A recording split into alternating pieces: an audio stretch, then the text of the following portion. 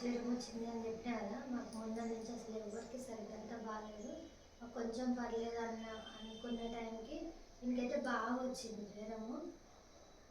మందులు టాబ్లెట్స్ వేస్తున్నాం కానీ తగ్గుతలేదు. మళ్ళీ నేను హాస్పిటల్ తీసుకుపోయినా, టెస్టులు రాసిరు, ఇంకా రిపోర్ట్స్ అయితే రాలేదు.